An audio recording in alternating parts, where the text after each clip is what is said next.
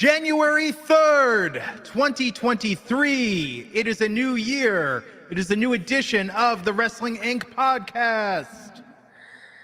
I'm Glenn Rubenstein, joined by Alfred Konuwa and NYC Demon Diva Issa, the three of us together again. Together again on the new year. Yes, we're starting it is off a right. new year. New Year, sing Toxic Us. This year's going to be good. I got a good feeling about this year. Really? I mean, I'm just saying that, but you guys are trying to be an optimist. Okay. I know. Now, Issa, the eternal pessimist, is saying this year's going to be awful, have zero expectations, and that way anything good that happens will be a plus. Yes, exactly. You learn fast, Glenn. I'm proud of you. I'm going to go with the opposite and then just be disappointed all year and bitter about it. Expect the worst, hope for the best. Yeah. No, don't hope for anything, period. No hope. None. Zero. Yes. So here we are, face to face, to talk about NXT 2.0. But before we hop into, it's weird that NXT New Year's Eve is next week. The 10th, yeah, a little late. The 3rd. Scheduling error, it seems.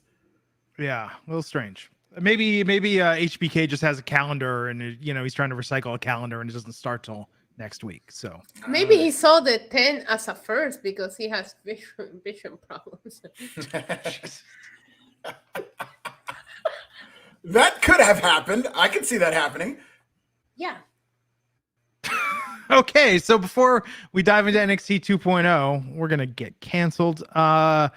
What's going on in the news, Alfred? Well, we were talking about hope, and let's continue an off-air conversation we were having because there is all kinds of speculation about Sasha Banks. Of course, tomorrow, January 4th, is Wrestle Kingdom 17. It has been reported that she is expected to show up at Wrestle Kingdom. It has not been confirmed by New Japan Pro Wrestling, though she is in Japan, reportedly alongside Naomi, who made the trip. Somebody else who reportedly made the trip was Bayley, WWE's Bayley. She's a real one. She's a real one. Is going to be in Japan to see her buddy Sasha Banks do her thing, whatever that thing is for Wrestle Kingdom 17, if anything. And Sasha Banks also made headlines today. Right before NXT went on the air, she went on a tweet storm, but a good one. Gratitude, ladies and gentlemen, thanking all kinds of people in WWE. She thanked William Regal. She thanked WWE. She thanked Vince McMahon. She thanked Triple H. And she thanked the Sasha Banks character, which led a lot of people to believe that she's saying goodbye. But again, nothing has really been reported officially by any party when it comes to Sasha Banks. When's the next time you expect to see her, Issa? If I'm being honest with you, Alfred, I hope to see her around 4 or 5 a.m. tomorrow morning because I resubscribed to New Japan Pro Wrestling World. I'm staying up. I'm doing a watch along on my channel, and she is not the sole reason, but she's a big part why I want to watch this live. I'm gonna keep it real. I hope that she shows up. I'm more here for Okada versus Ospreay versus Omega. That's the match that I'm looking forward to the most. But she's definitely a big influence as to why I'm choosing to watch it live and not wake up to find out about it. Yeah. So it's interesting she's thanking the Sasha Banks character, which makes me wonder, how is Mercedes as a character going to be different? Is it just going to be the same, but she's going to clarify that Sasha Banks likes her peanut butter smooth, but Mercedes prefers it chunky? Maybe she doesn't like it at all, like me. Yeah, that's so weird. No, I don't think you'll get over that, are you? Yeah, I don't think those people exist outside of you, Issa. I don't even really believe that you don't like peanut butter and jelly. I think you're just. I never had it. Chill. That's so crazy. You're not allergic. It's just I just never had any interest in it. So I don't know if this makes sense, but I'm a big visual eater, and I think that looks gross. That does make sense because peanut butter and jelly does look a little gross when you see the jelly and the peanut butter all melting on each other, but it's delicious. Don't go. There's a lot of things I never had any curiosity on trying just based on the look of the plate. It's just like I never seen a peanut butter and jelly sandwich presented in an appetizing looking way. It always looks gross. There you go. We'll have to, when you're in Vegas, we'll have to find you a fancy, well-plated, upscale peanut butter and jelly experience. LA has a couple of them too. When we finally made that day happen, of the three of us together, when we're all going to take each other in different adventures, I will try one for you. Wow. That's going to be a YouTube video. That could be your biggest video on your channel. Huge moment. You might want to save that for your OnlyFans. Take a bite out of peanut butter and jelly. I think people will pay good money for that. Coming for you, Mandy Rose. She's coming for that million with that peanut butter and jelly. I can see it. Our next story, and before we go on, another cheap plug, I will be covering Wrestle Kingdom for Forbes at midnight here on the West Coast. And I'm not one to complain because Issa's going to be up at 3 a.m. But here on the West Coast, 4 a.m. my time. 4 a.m. 4 a.m. I'll be up until I'll probably go to bed starting around 4 or 3 o'clock. But Issa is a real champ. So just to hang out with us and keep us awake. Issa doesn't sleep, so I'm sure she won't need the help. But if you have some nice things to say, go ahead. Hit me up on Twitter at This Is Nasty, at Pro Wrestling Bits on YouTube. And our next story, more drama within the confines of All Elite Wrestling. They tried to leave it behind in 2022, but it's new year, new feuds, this time with FTR, namely Dax Harwood, who's ruffled some feathers with his free speaking podcast, talking about CM Punk and his thoughts on it, really giving his honest opinions about everything, saying he thinks that CM Punk and the Young Bucks should hash things out. This has not made a lot of people in AEW happy, as it is not expected that Dax Harwood's FTR podcast will be continuing much longer. And CM Punk himself has even taken the IG here and there to make some cryptic remarks. Most recently, he posted a graph showing the viewership increase in AEW in 2022. And then he's got the GOAT Black Twitter meme of the guy raising his eyebrows like, you better recognize, almost as if he's taking credit for the viewership increase. So,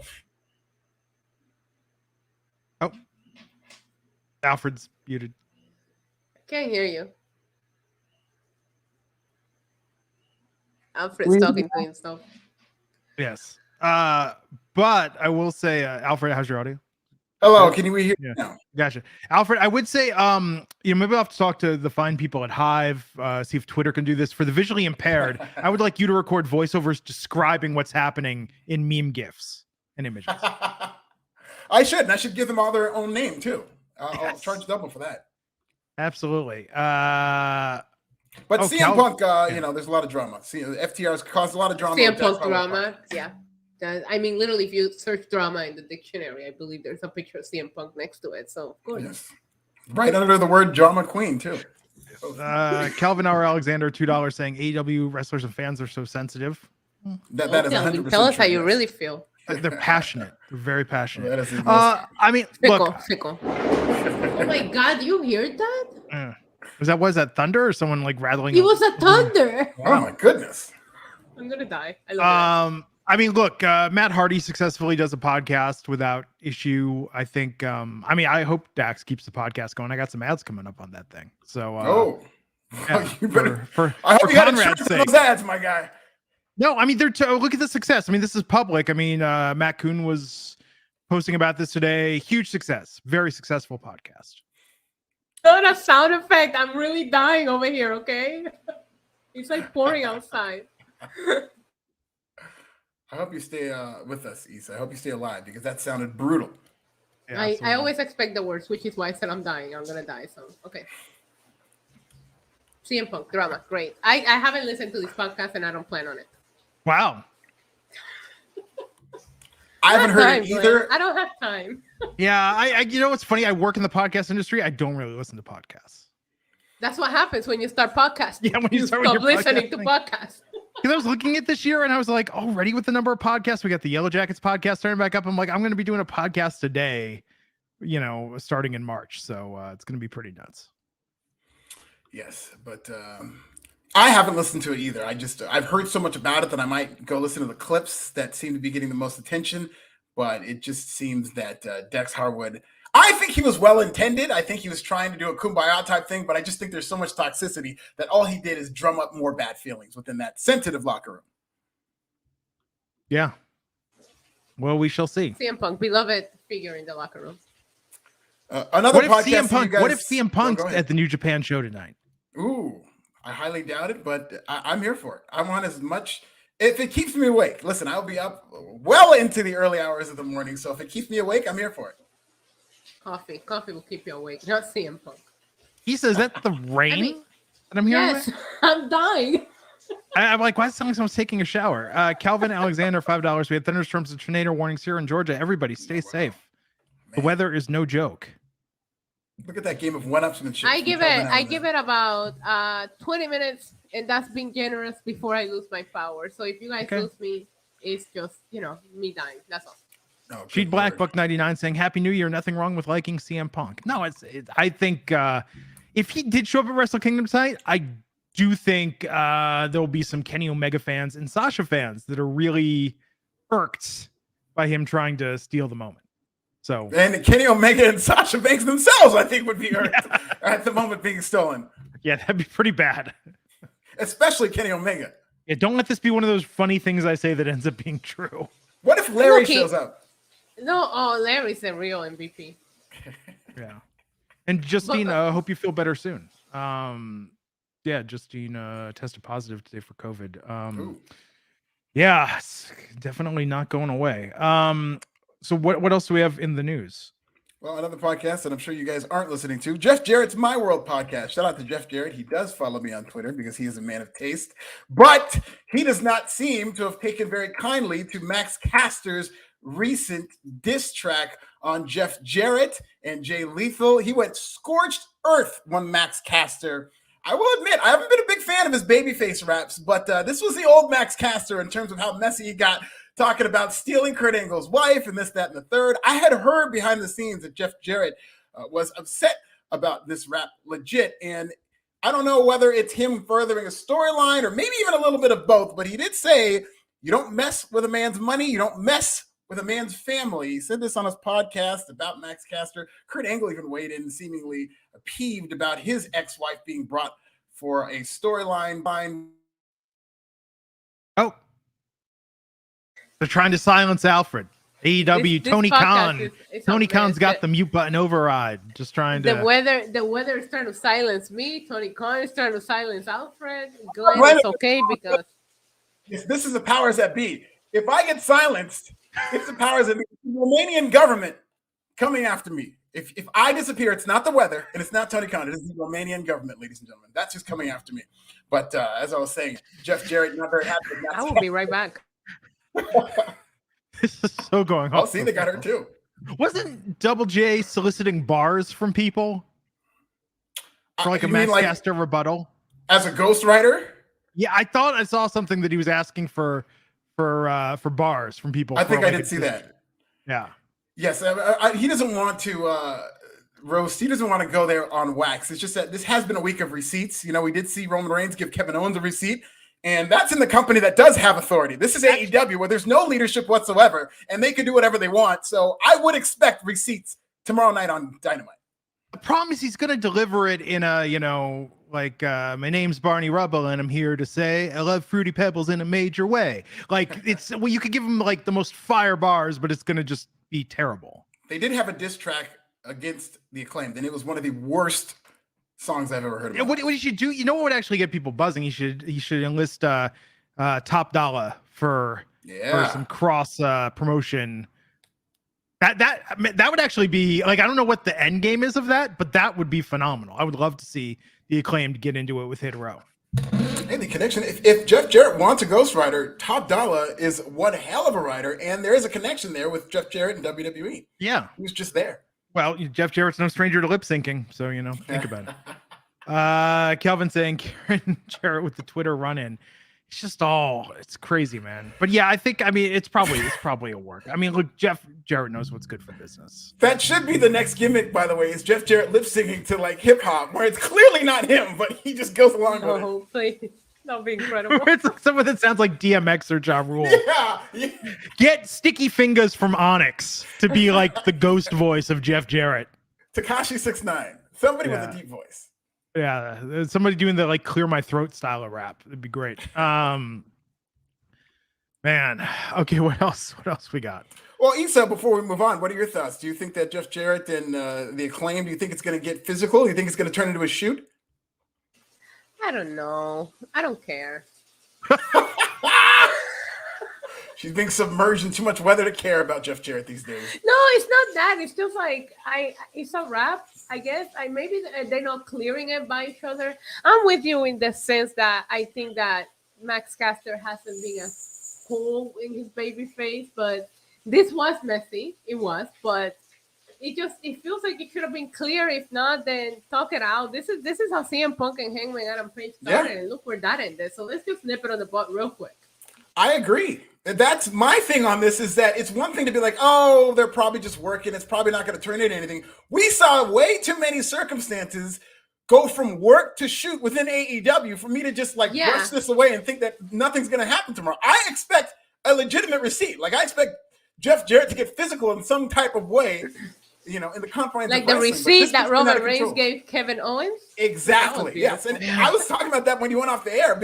That's the company that does have the authority. This is AEW. Tony Khan's lost that locker room for a year at least now. So I would be very nervous if I was involved in this segment with the Acclaimed and Jeff Jarrett. It's amazing you could have this much heat backstage and in the locker room. And like, TK should just put something in his contracts where it's like you get fined the amount of your pay if you don't show up, and that way it could just be a free for all. But you have to show up on TV.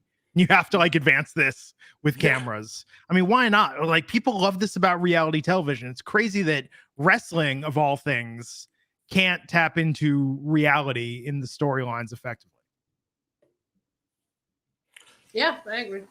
I completely agree with that. And our last story, even though it's receipt season, it might also be Hurt Business season, because there are rumors that the Hurt Business will come back together with MVP, Bobby Lashley, Shelton, Cedric, and Lashley being a heel. And it is something being discussed internally in WWE right now. We have not seen Lashley since he was quote unquote fired and then rehired off air. But apparently this is going to lead to Lashley not only becoming a heel, but also reforming the Hurt Business. Are you here for the Hurt Business, Issa? 1000%. I love them. I thought breaking them up was a mistake. I saw a video of the ovation that the crowd gave Shelton Benjamin, well deserved, last night when he was taping for Main Event. Cedric hasn't been doing anything. They had him on TV, but then he really didn't do anything relevant. So yeah, I would love to see the Hurt Business being revived on a Triple H era and see how far he can let them go. So yes, I'm here for it. Bring back Leo Rush. Yeah. I'm here for that. He is in Japan right now, I believe, right? I think he's going to be part of Wrestle Kingdom as well. So shout out to my guy, Leo. But no, I like the Hurt Business. Yeah, I love them. I thought they cut them off too short. I mean, I would definitely like to see them reunited, but I didn't think they should have broken up, at least at the time they did anyway. I mean, Lashley was fine, but you know, Cedric and Shelton kind of fell by the wayside, and I thought they were doing great work with the Hurt Business. Yes. Calvin is saying Jeff's going to steal the West Texas Rednecks WCW gimmick. You know the what? 2023 version of Rap is Crap.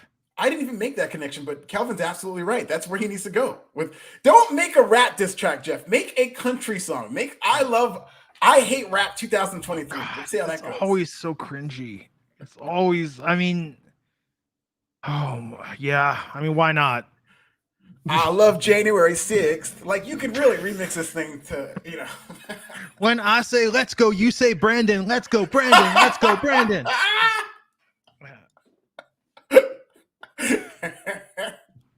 Oh man, I'm telling you, Jeff Jarrett could be the Speaker of the House with that party with a good enough track. Do you believe in anti-vaccine? Hell yeah. Yeah. Listen to this, Jeff. I know you follow me on Twitter. I know you're a big fan of mine. That's what you need to be doing. I love country music 2023. I want to know, how is AEW in Florida, in Jacksonville so much, and they have not got Luther Campbell to come down from Miami yet and do anything with AEW? Yeah, it's a great question. He's the one. He is the one.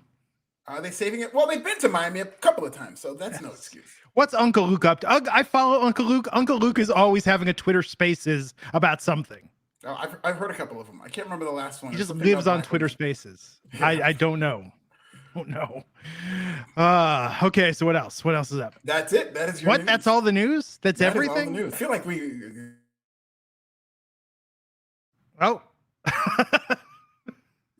This is like a game of musical chairs. On? It's like Alfred just stops and then everyone find a seat. You know? Okay, well, while Alfred's getting that worked out, let's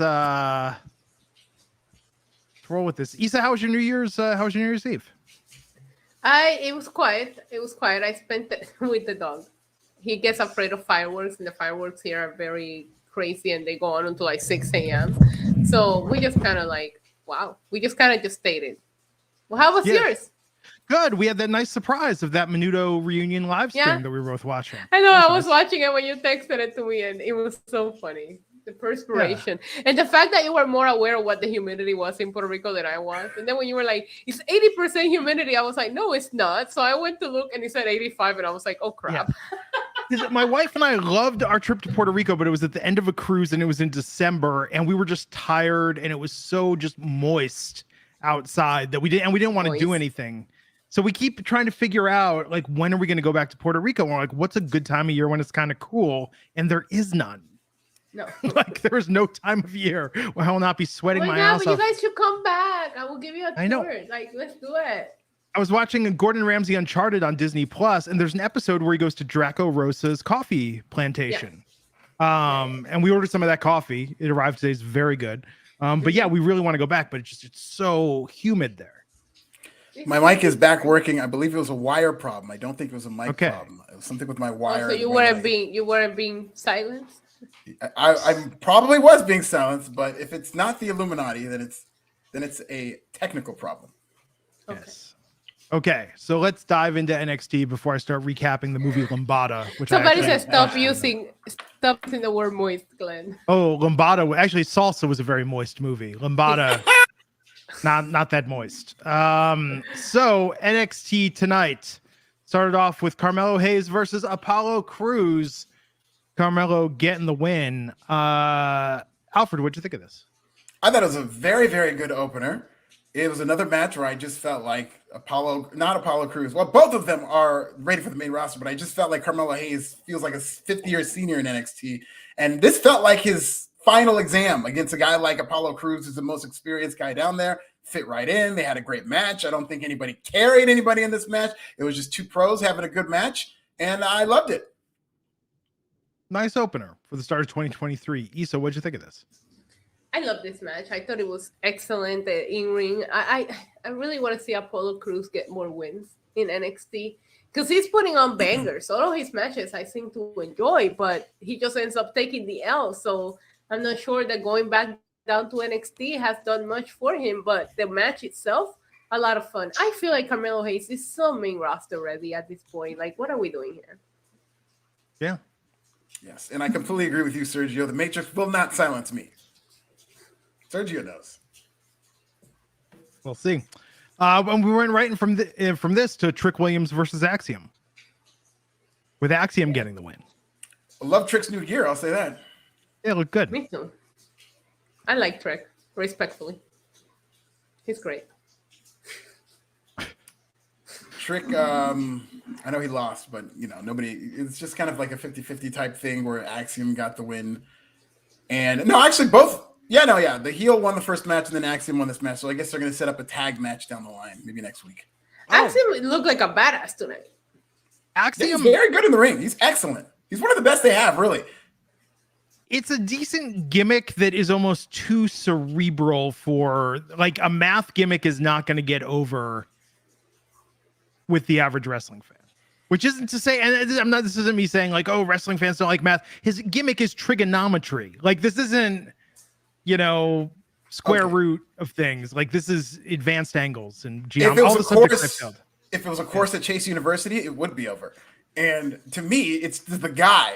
I think a math gimmick could get over, but you have to have some personality and charisma behind it. And that, I think Axiom is the best example of the biggest divergence between a guy who's an insanely talented wrestler, but not a great character in terms of putting himself out there, promos, character work. I think that's one of the biggest gaps between wrestling and character.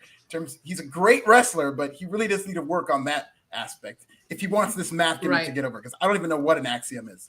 Now his next opponent, though, needs to be out there and say, I'm into math too. I know my calculus. I know that U plus me equals us. Together. That would get over. But what I'm saying is they're trying to make this too high-minded. Is it streaming anywhere? I will watch the entire series. No, I've been looking for it. I've been looking for it. I haven't been able to find it. Because you can't get Making the Band online anyway. You can get like bootlegs of it on YouTube. Yeah, I say Making the Band, or at least the hip hop version. It's on YouTube. Both are on YouTube. Okay, yeah. but the group that rivaled together in the movie, that their hit single "Rub One Out" still a banger. It's a great song. Together had a lot of really good songs. That the hardest Yes, part of they breaking did. up song is fantastic. Yes. Like, yeah, Together was solid. But that's the point, though. It's like with Axiom, they're trying to make this like a really cerebral math tie-in, and I don't even know enough about math to know whether the shit they're saying is accurate or not. With Axiom, I don't even know if they're using the terminology correctly. Yeah. I like when they said trigonometry instead of trigonometry. I think that's a class I like to take. Yes. Bear Hudson, $5. Seth Rollins confirmed on the WWE website that he'll be out indefinitely and can miss WrestleMania. How does this affect WrestleMania and Raw? Is this a shoot or is he? I'm looking, but I mean, Seth Rollins tweeted "redesign, rebuilding, reclaim," which was his tagline from the last time he got injured when he came back. If you remember, that's the logo that he was going by. I'm on WWE. I don't see it. I don't see it on social media. So, I mean, I don't know. I feel like if he's out right now, it's the right time to set indefinitely. So if he can come back before, you have a big surprise. I don't know, but I do think it will be a huge loss. And Seth Rollins has a horrible time with injury because he missed WrestleMania 32 again. He was very hot in that period of time.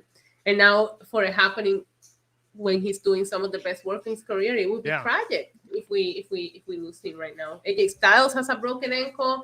This WrestleMania is starting to give me WrestleMania 32 vibes, where everybody went down with something right before it. Yeah, I really hope that this is, because this kind of hits me as sus that they might be running an angle. They showed on the big screen Seth Rollins selling this injury, which, okay, he's a great seller and he's a great performer. So this could be him acting, but it could also be somewhat legit because he did favor it for a long time. I really hope for Seth Rollins' sake, just what WrestleMania means to these guys, that he's not going to miss WrestleMania and that he's not hurt to that degree. I really hope it is part of some type of storyline. And there is something you could do with Cody Rhodes returning from injury and Seth Rollins being injured. I mean, it'll be difficult because they're both baby faces, but there's something you could do there. And maybe that's what they're tying into. But I really hope that this is part of an angle because I don't want to see Seth Rollins miss WrestleMania. I'm not a big fan of this character, but as a baby face, they're finally kind of starting to find their own with Seth Rollins. And I'd like to see this at WrestleMania. Yeah. I like to do the entrance. I still haven't gotten to do the sing-along. I'm going to be there, and I want to do the sing-along with Seth Rollins' theme. You know who's growing into his character? Dominic Mysterio. Oh, yeah. He's been that guy. I think the second Did you see that jail, that post-jail house with the tear tattoo? I died. He's got street cred now. It's the greatest. It's the greatest thing ever. Prison changes a man. Dude, you were in jail. You were in the holding tank. I love wasn't it. in jail. He's going to put out a mixtape next, and he's going to start buying things with cigarettes. No, I need him to start cutting promos with his jail buddies in the background, like ready to go. Yeah. Like, it's going to be awesome. We needed a conjugal visit scene where mommy comes and visits him in prison, through the window. Somebody get Dominic Mysterio a copy of the movie Bound by Honor, Blood In, Blood Out, and just he can just study Miklo for all his promos going forward. He's got to show up with a neck tattoo next time we see him. Yeah. Mello and Williams attacked Axiom after Apollo made the save. So yeah, they're going to be tagging next week. Stax Lorenzo was on the receiving end of some hard justice by Dijak. This is weird. This was weird. Are we to believe that he's been in that room for a week? Because they said this was on Wednesday morning. And he was at 2 a.m. At 2 a.m. At 2 o'clock in the morning. So he's been there for 7 days straight. Nobody's called any welfare checks or anything. I believe it. I hope when we look later onto the match, like Dijak was murdering this man, and our goat was just on the outside, like just okay. Yeah. So I believe it. The Stacks could have been in that room for a week and nobody really cared. And Dominic Mysterio thinks he had it hard. Seriously. I think Steven's right. Buck99 saying Tiffany Stratton's winning that battle royal next week. Although if she does, though, I think whoever's going to win this is not going to go on to win the NXT championship, the women's championship. Right. No. It's probably going to be a nice long run for Roxanne. Do you think there have been too many long runs in the NXT women's title though? No, I don't think there's a such thing. Drop it? I don't know. I think that's good for the title. It really does put value on the title when all the champions have the long reigns. The only downside of that is that you just know their first couple of title defenses. That's what I'm saying. World titles, the first couple of title defenses, you know they're going to retain. Yeah, that's my issue. Yeah. So Dijak took on Stax, and Stax lost pretty easily. But then Tony D'Angelo got involved, and we're setting up Tony D versus Dijak Nick. Man, just why are they doing this to Tony D? Tony D better win this in New Year's. That's what I'm saying, man. It's not worth it with Dijak. They better not be doing all this work to put over Dijak over Tony D. Tony D needs to be winning matches. Yes. Yeah. I like Dijak's finisher. Yeah, it's very nice. I'm just not into this character though. I'm just not there. He looks from the Matrix. Like he looks like he's cosplaying the Matrix movie something. So Big Body Javi is really growing on me as a character. And it's like tonight they realized this Christmas album joke was good, and they were like, but they didn't think about it until after Christmas. They're like, screw it, we're doing it anyhow. Like, this was a good promo. He's very charming. I think he's very funny. He's good. He's getting better. He just needs, he needs to get more comfortable, and I think he's doing that. And they're giving him wins now, so that's good for him. So there was a big promo for the entire NXT women's division tonight. Oh, this one. And no, it wasn't like an episode of Glow where they all did a verse and a rap song, although, man, I would pay money to see that. It was instead the round robin promo carousel where one woman would come out and start talking, and then interrupted by another and interrupted by another. We heard from Nikita Lyons, who was great. We heard from Zoe Stark. We heard from Wendy Chu. We heard from Thea Hale. Mention Nikita first. Of course. Future women's champion. We opened with Toxic Attraction. It's funny to have Toxic Attraction out there and talk about in 2023 they're going to push the envelope, and I'm like, that's what got Mandy fired. Don't push the envelope. Hey, that's what made Mandy $1 million. All these women need to be pushing that envelope. If it's got $1 million in it. So Thea Hale came out and just yelled out "girl fight" and just erupted into chaos. This was like the best version of this style promo, with everyone just beating the crap out of each other, and then transitioning right into Alba Fire and Isla Dawn, who are about to have a match. But Roxanne Perez announced that there's going to be a 20-woman battle royal next week, and the winner is going to face her at Vengeance Day. So, are we to believe in kayfabe that like NXT just has microphones laying around at every corner of the building? Because like these women were coming from different sections, all with microphones. Like, no, I've got something to say. And I believe there was like 8 or 9 people got to speak, and they all came from different sections with microphones. Where are they getting these microphones? They all issued a microphone on their first day of the Performance Center training class. Yeah. And when you get fired, it's like clean out your locker and give back your microphone. Yeah. What if you don't? What if you just take that live mic? You gotta pay for it. They're gonna garnish your wages. There's a security deposit for that mic. Yes. I did not hate this. The thing I did not like is that you got all these women vying for shots, and I deserve a shot, and then it gets into a big brawl, which that should have been the reason why there's a battle royal. Like, okay, if you women can't decide who should be number one, we're gonna have a battle royal. But Roxanne Perez says, no, you don't have to worry. We've already decided there's gonna be a battle royal. That makes the whole thing look fake. It does. The thing that I didn't like about this is like she was like, "Girl, stop! You don't have to fight each other." And I'm like, "This is a wrestling show. That's what we're doing here. Like, yes, we fight each other." I kind of felt like they didn't need to have Roxanne out there, and then maybe after the match and everything, announce the 20 women battle royal. Because I'm with you. I think that kind of like took away from it. But I loved it. I'm not gonna lie. I thought it was great. Yeah, Calvin saying this brawl was the best part of the show. I thought it was really good, a lot of fun. But here's my point. I like Roxanne Perez. I think she's a very talented wrestler. But out of everyone who had a mic tonight, would you even rank Roxanne in the top 3 just microphone moments of this segment? No, not even close. I'd rank her dead last because her energy wasn't the same as the others. The others wanted to fight. It was on. And she killed the purpose. And she killed the purpose of the segment. Yeah, she was Mother He's out there like, no, you don't have to fight. And it's just for a champ. This I think this might have happened too soon for her. Also, shout out to Wendy Shoes. I know I'm usually like not the biggest fan, but that mermaid PJ, oh, I need it in my life. My favorite one so far. It was really nice. It was good pajamas. It doesn't look like I'm sure she's going to change that gimmick eventually, but they went right back to Sleepy Wendy Chu with the onesie. Yeah, I like Nikita here. I also enjoyed Indy. But like you said, I think Roxanne was probably my least favorite thing on the mic. I even like Zoe Starks taking her digs at Nikita, and then she just came out and said, "You don't have to fight." And I'm like, this is a wrestling show. I do want to see people fighting. Yeah, they really need to do something with Roxanne Perez in terms of developing her character. She can't keep being this happy to be here. She has no character. Golly Willikers.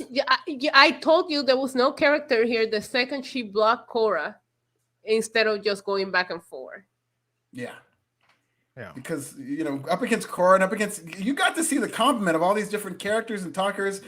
And up against Roxanne Perez, it's going to be tough. People are going to turn on her if all she has to offer is this smiley, let's all get along type promo. She's really going to need to develop another gear. It's almost like the Braun Breaker problem. She should have came out and said, "Stop fighting, you guys. I went to Booker T's wrestling school." That's her gimmick. That actually would be a better gimmick, though, because there'd be more meat on the bone with the idea of that she's got this inside track, that she's getting the favoritism. I mean, I think the problem is that just for where she's at in her career, Bailey, if you even look at Bailey's trajectory, like Bailey been doing this longer, and I think it developed more of the gimmick. Yeah.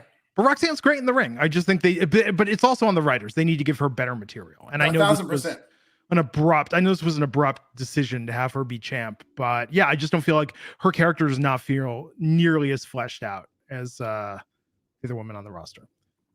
Yeah. I think she was a good choice in terms of somebody to dethrone Mandy. I think she's a great babyface in terms of having the natural likability and all that stuff. But she needs a character, because I could definitely see the crowd, especially when it comes back around to Cora. I feel like people are really starting to get into Cora, and she's doing a great job developing her heel character. And if it's that fully developed, fully fleshed out character against Roxanne, I think people are going to go with Cora.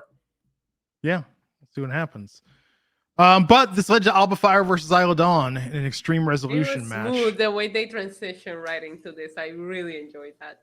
I would love an episode if they were just fighting the whole episode through every other match, through everything. I mean, and that's kind of the point. It's like these two, you could tell just in terms of the experience, the way they were carrying themselves.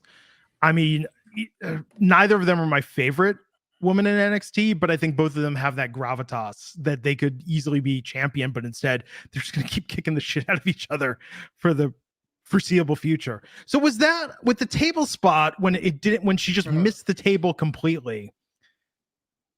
Did they that was interesting, because they kept talking about Isla's expression before Alba did the jump. Like, was that intentional? Like, what was the... Well, it was, because that was supposed to be her demise. The idea was that Isla Dawn wanted to be punished. Like, she wanted this pain, so she's about to get put through a table, so she's smiling and happy about it. Unfortunately, it didn't work out that way with that table spot, which was... Otherwise, I thought this was a very good match. I thought it was a great brawl. My least favorite part of it, though, was the referees. I thought the referees were so useless. It just completely exposed them, because the whole time they're brawling, the referees are just like, come on, stop. Come on, ladies. You got to stop doing that. Come on. What are you guys doing? It's like, why don't you do something about it if you guys don't want them fighting? And it was so useless to have these referees constantly not getting physically involved at all, but just barking out orders that they're not listening to. I thought it made the referees look so incompetent. Yeah. Yeah, it was interesting, but I mean, I don't think this feud's over. I don't think so either, but it was such a fun match. They, like Kelvin said on his super chat, they beat the hell out of each other. And I like what they were doing backstage. There was a couple of really original things, the wheelbarrow. Like, there was a couple of things that I thought it was fun. I was very confused by the table spot as well, Alfred, but it didn't take away from the fact that I truly enjoyed the match. And I will say, as much as I'm really enjoying Isla Dawn on NXT, but Alba Fire did need a win desperately. So this made her, kind of like gain some momentum again. Yeah, Alba getting the win was good. We had some hype between the Creed and Indus Sher. Indus Sher, that was the most self-aware promo, and I like Indus Sher, but oh my god, that was self-aware tonight when they were talking about how big they are in their home country, and here nobody cares. Yeah. I was just like, damn, I didn't know you could be like that honest in professional wrestling. So, and again, I like these heart. guys. Speak from the heart in this year. Okay, nobody cares about us.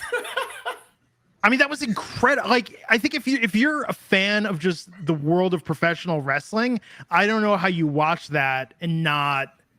I mean, it's like oh, maybe this is a bad comparison, but remember towards the end of Adam Rose's career when he started getting really self-deprecating, and he was like, "Oh, what was that match? I can't remember who he was going against."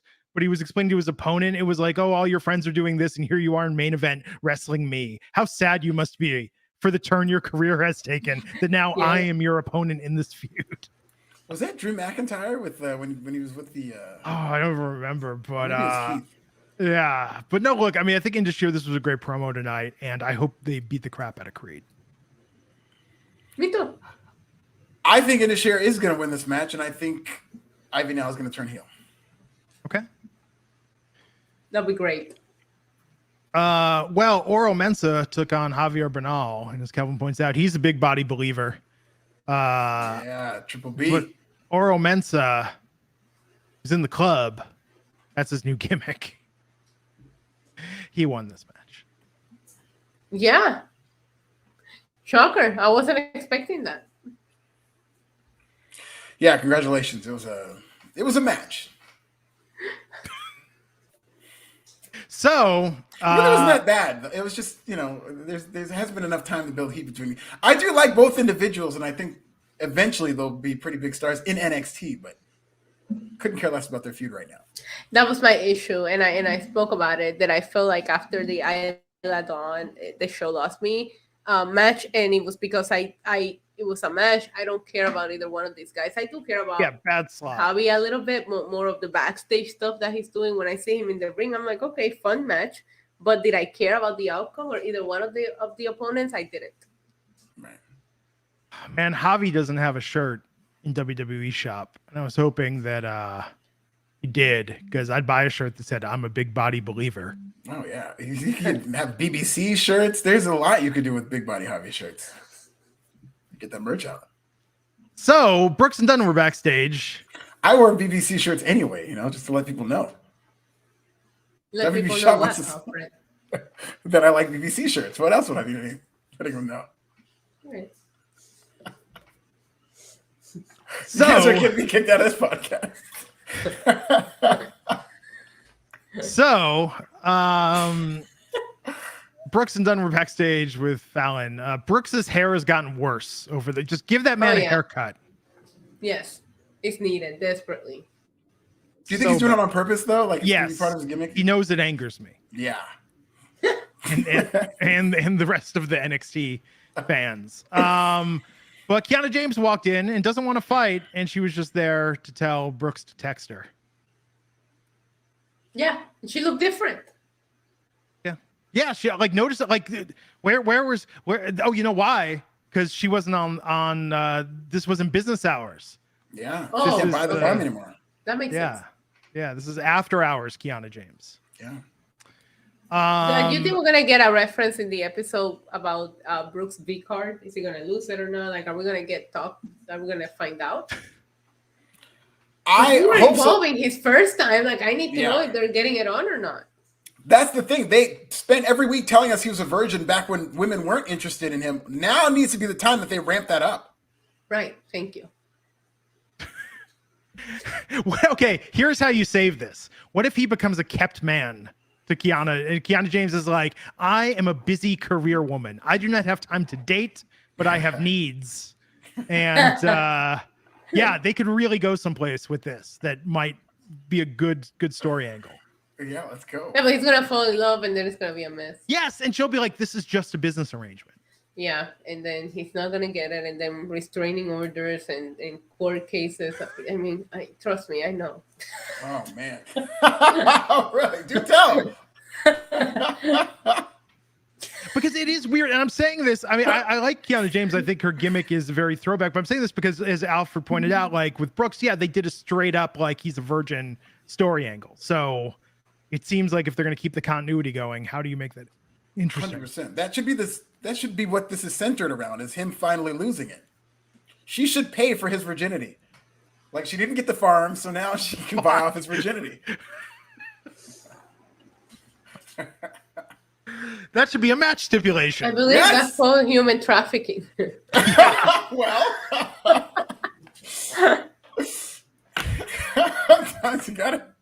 you gotta do what you gotta do. Anyhow, hey, we thought the awkward, dumb NXT angles were over, but we saw a video from the NXT Anonymous Twitter account filming Katana Chance and Kaden Carter in the medical office. This is weird. What was that? Is this a real account? I need to follow it. Yes, NXT_Anonymous is a real account. Is this Nikki Cross? No, What? it's the same people. It's the people that exposed, what's his name? Odyssey? Is that the one that was exposed last week? Who was exposed with something? It was probably the NXT account. So is this a person that we're going to find out, or is this just going to be an ongoing thing where it's just this anonymous account? Maybe it's the real scripts. Maybe the scripts that we've seen on air is a lie, and this is the real scripts now with a new gimmick. This reminds me of GTV. But then they never paid that off either. It's like the hacker. It's like all. They only have that one tweet. Yes. Glenn, why are you following it? Because is it an account that tweets and deletes? It might be one of those accounts that they tweet and then they'll delete it and then they'll tweet. Why am I following the account, Issa? Because this seems like a train wreck in the making. And, you know, I got a voice changer. I mean, come on, this is just fodder for the Wrestling Inc. podcast. Not tonight because we had a long news segment, but you know, maybe in the future we'll be hearing from NXT Anonymous on. Quincy, that's who I meant. It's probably Quincy coming from Revenge. Yo, too real. It should be Quincy. That's exactly what it should be. It should be, but it also shouldn't be for 5 times as many reasons. Oh, you and I both know that it's better if it is. Oh, wouldn't that be amazing though if HBK was like, so I listened to your Twitter Spaces and I've got a new gimmick for you. If it's not Quincy, I'm going to be disappointed. If it's anybody other than Quincy now, I have it in my head. It needs to be Quincy. I think that's perfect. They would be good for it, but I don't know. Calvin saying Brooks is a male sugar baby. Yeah, let's go. Let's get Brooks human trafficked. If they don't leave the area, never mind. I'm not even. No, let's go. Let's not even discuss this. No. Rule number 1 of this podcast: you cannot start a sentence and then try to take it back. You have to finish. Look, you got to finish the bit. 2 consensual adults in a consent. I mean, they're both, you know. I don't, you know, whatever. Let's talk about Andre Chase versus Drew Gulak. Drew Gulak won this match. Boy, did he ever. I don't think he's ever won a match this clean in WWE. I looked it up. The last time he had a win was July of 2022. And that wasn't even on TV. I think his last TV win was in 2021. And he beat the crap out of Andre Chase, who's getting pushed. So it looks like they're doing a lot with Drew Gulak. I was very surprised. Charlie Dempsey was watching on after not being medically cleared to compete. He was very aggressive. I like the way this Drew Gulak came off. He's demanding respect. I don't know. I want to see what they end up doing with him, but it was violent. Poor Andre Chase, man. Yeah. How's he going to teach his classes now? He's probably going to be hurt for a couple of days. Thea should be the substitute. You know what? That actually might be a good way to take this, is that Duke is now the substitute, but he like undermines the teachings of Andre Chase. Like, okay, let me rewind a second when we're talking about the Roxanne Perez. Again, Roxanne Perez is very talented, but if they'd hotshotted Thea Hale as NXT Women's Champion, would either of you have had any problem with that whatsoever? No. I mean, I in terms of as a wrestler, because she's still very new. I think she's only had like a handful of matches. But I wouldn't have a problem with it. I love Thea Hale. She's one of those people where when there was a match going on, I can't take my eyes off her because of her reactions and the way she reacts. Her energy, like we've seen her wrestle, right? I'm trying to think. Yeah, we saw she had a match. I think she had her first match a couple weeks ago, And again, she's she has been in had the really business very cute gear. long. That's all I remember about it. Yeah. Her gear was cute. But her energy, like that could carry a champ. Like she is, I mean, just infectious. Just watching her, like you cannot help but just be delighted with I love her her. character. I love her, but I would have a problem with her winning the title right now. Yes, I would. But she didn't go to Reality of Wrestling school. Is that why? Yeah, exactly. That's why. 1000%. I have like, I don't know, maybe it's because I'm an OG NXT watcher and the names amongst the NXT women's champion and those reigns were so legendary that I take it very seriously. So I think she just needs to work her way to it. Yeah. That's good. That's what a title is supposed to do. I don't think there's a problem with thinking that way at all. I think NXT has conditioned its audience that those titles matter, and they don't. But I don't feel the same way about just any title. Like I don't feel that way about the men's NXT title, for example, right? It's just something about the way that I see the NXT women's division. It hasn't felt that way in a while. So I mean, I did like Mandy Rose. Mandy Rose really turned it around for me, but it hasn't felt as respected as it used to in recent years. Yeah, and the product isn't nearly as hot. And I do feel the same way about the men's title. I think they've protected that title as well. You very rarely see people just flip-flop with the title. But yeah, because it's not as good as NXT used to be, I think that does affect that. Right. Yeah. So what did you think of Joe Casey versus Kofi Kingston Issa? I was more invested into what was going on with Booker T and Xavier Woods. Let's go. Let's go. That's exactly what my takeaway was. Oh my God. I mean, I will say about the match that we hadn't seen Schism lose in a while, but it's the New Day's Kofi Kingston. I'm also glad that New Day matches feel fresh because they hadn't felt fresh in the main roster for a while, but everything that they do in NXT feels new and exciting. But let's keep it real. Booker T and Xavier Woods were about to throw hands. Yeah. They're going back. He said you guys are finished like Big E. I was like, why didn't he punch him right then and there? Man. What is it that Xavier Woods said? He says, because he was talking about all the things that they need to challenge them for the title. So like the Rock's eyebrow, and then he goes, I think we should have one of Booker T's nose rings or something like that. Booker wasn't ready for that one. That was a fun. There was some drama. There was some drama going on here. They are playing up. It might have been a work because they did a good job making it seem realistic, which for all we know could have been. But they have been playing up for weeks now that Booker T is not a fan of the New Day in NXT. So that is something that he's been saying on his podcast. Something that he said as soon as the New Day came into NXT, he was kind of complaining about how they shouldn't be here. So I think they're going to build to this. Yeah, maybe. This was a good match. Kofi won. Charlie Dempsey is going to take on Hank Walker at New Year's Evil. Wanker. I mean, they had to have known with that name that was going to happen. I think they wanted it to happen, and I agree with Vulture Talks here. I think that'd be a good way to get the title. Oh yeah, that would be a good way to do it. So. Pretty Deadly is going to have a gauntlet match next week, tag team gauntlet match. And then if they win, then they get to face the New Day to reclaim those tag team championships. Yeah, they will win.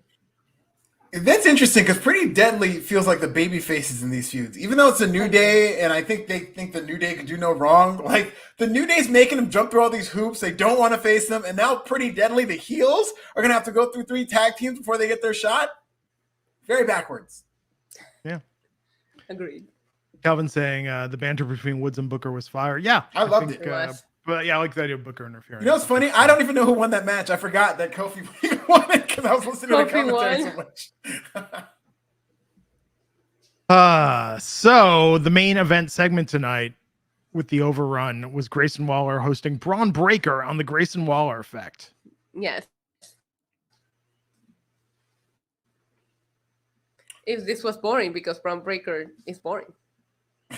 Grayson Waller cannot become champion soon enough. I was Grayson hoping Waller to will win this championship. Better. the past couple of I think Braun Breaker's got a chance, but who knows? Royal Rumble is close. But the past couple of Grayson Waller effects, I have been watching on the phone. I did not watch live this time around, and I regret it because. Better. Yeah, you saw when Braun Breaker did the dive? Did they still have the phone on? Oh man! Yeah, and then at the end when the show is not even on, he's still live, and you can see Braun Breaker standing over him, and he's like dying on the floor. And Braun Breaker is just like teasing him. It was great. I think it's more. And the comments, Carmelo Hayes was trying to join the live, like it was madness. It was so funny. I think they got something here. Like they need to do something more with this Instagram because it's much more entertaining on Instagram because the promo in the ring itself. I'm sorry, I just don't like Braun Breaker on the mic. No, and that's the issue. That's really like again, if you're wrestling, if your character in professional wrestling, if your character is that you're a really good wrestler, that's not a character. Like go play a real sport. If athletics are the main thing you bring to the table. Well, I would argue Braun Breaker's character, as was brought up by Grayson Waller, the character they let him play is Rick Steiner's son. You know, that's the character. He's wearing his daddy's jacket. He barks like his daddy. And I think he does a good impression of Rick Steiner, and he's going to go very far in WWE, especially when he becomes Rex Steiner when he's on the main roster. But they don't, similar to what Roxanne's problem is. They don't really give him enough. I think they just think, oh, he's our champion. He's our top guy. He's the purebred who's going to be a star from years to come. And they just expect people to go along with it. But they don't really give him much to work with. Yeah. I agree. And this was entertaining watching it on Instagram. It's sad, though, because I feel like Grayson Waller does a good job at trying his best. But if you're watching it just on NXT television, it wasn't the most entertaining Waller effect, you know, that we've seen. It wasn't, and I don't know that it was on Grayson Waller. I don't know that Braun. He just hasn't evolved as a character. The most invested I've been in him was his love story with Apollo Crews. Yeah, that was fire. They need to go back to that. And it wasn't even a real gimmick. It's something we made up, like because of the sexual tension. That wasn't even the story that we're telling us. You know what I mean? Like I just can't get. And we know that he's Alfred's favorite NXT World Champ of all time, but. He's just not, he doesn't connect. Okay. Let's not go extreme. I would say he's my favorite of all time. I'm just a believer in Braun Breaker. I'm investing in the stock early. And you're a big Braun believer? I'm a big Braun believer, absolutely. Braun Breaker champion. That's me. I'm a champion. The Instagram live was awesome. And there was like WWE Australia was just like spamming the chat with Australian like it's fun. It's fun to watch it on Instagram. Yeah. I did like in the chat. I did notice there was a Dan Flash's reference, and that was a nod to the best sketched show on TV right now. I think you should leave with Tim Robinson. The Dan Flash's reference was very hilarious in the chat. I've only watched a little. I was a big fan of Detroiters. Oh yeah, if you like Detroiters, you'll love this show. This is better than Detroiters, and I love Detroiters. Yeah, Detroiters was great. Well, that's NXT tonight. Next week is New Year's Evil. It's nowhere near New Year's Eve, but they're making a play on the term New Year's Eve. Next week is my birthday, so they're just acknowledging that is more important. Hey. We should have a birthday celebration on this podcast. You guys, I try to get us the pagers, by the way. And they wanted me to sign off. I'm serious about this. They wanted me to sign off for the service for 12 months. And I was like, okay, it's not that deep. So now I'm back on square one. I got to find one that will let me do like a month to month. I'm like, I don't want a year of these pagers. I just want it for the bid for like a month. We're going to be over it pretty fast. I do remember when I was in Puerto Rico seeing the stores advertising, they were still selling pagers. I do remember that. Yeah, I think, but I went to a website too, and they wouldn't let me do it like on a month-to-month basis that I could just be like, okay, this was. Can I get a prepaid pager? Prepaid? They do, but they have it for 12 months. They don't have like a month-to-month thing.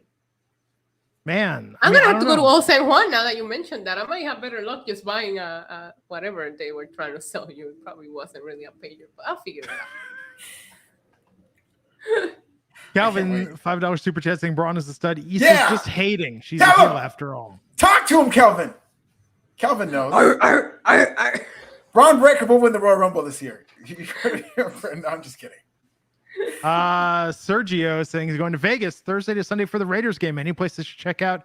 Already been to the Golden Tiki and Casa de Amore. I've heard Chicos Bonitas is a good place to go. You love it there, huh? The Vegas local subreddit says, skip the Shark Club and go to Chicos Bonitas. And if you see Devontae Adams, who used to be a Green Bay Packer, ask him what it feels like to be playing meaningless games in January, because the Green Bay Packers' most important game is coming up this Sunday against the Detroit Lions. Win and you're in. We are going to the playoffs, unlike Devontae Adams, who left a Hall of Fame quarterback in a winning organization to go to the Raiders, who haven't won things since John Madden was in his prime. So that's what happens when you leave the Green Bay Packers. You go straight into relevancy, but hell of a season, Devontae Adams. You okay? Who hurt you? Go Pack, go! Nobody hurt me. This is great. We're peaking right now. This is me when I'm happy. Believe it or not. Boulevard Gilmore saying love Gringo speaking Spanish. He's asked us all the time. It's the way he said bonitas for me. He says to put it all the time. Me talking about Menudo songs, like just butchering the way that it's pronounced all the time, because I can't roll an R to save my life. Like yeah. Come on, try it. I'm gonna figure out Spanish, and now with all these Timbiriche songs, I think gonna learn some Spanish. It's finally gonna happen. Bonita. Bonitas. I have trouble enough pronouncing English correctly. Same. Bonita. Yeah. Chicas bonitas. Sounds so much better when you say it. So everybody have a great week. Tomorrow, AEW Dynamite, but tonight, the new look. Yes. New look, new receipts. It's receipt season tomorrow. I can't wait for receipt season. But watch. How quickly does that acclaim match turn into a shoot? Come on. Are we talking first 5 minutes, first 2 minutes? We'll see. But watch Issa's live coverage tonight of Wrestle Kingdom on her YouTube channel. That's NYC Team Diva. Yes. We will be taking coffee breaks because I probably have to coffee. There you go. Everybody have a great rest of your week. We will see you back here soon. Yes, Dream Home, rest in peace to Gangsta Boo. Yes. 3-6 Mafia. And we'll see you next time on the Wrestling Inc. podcast. Take care.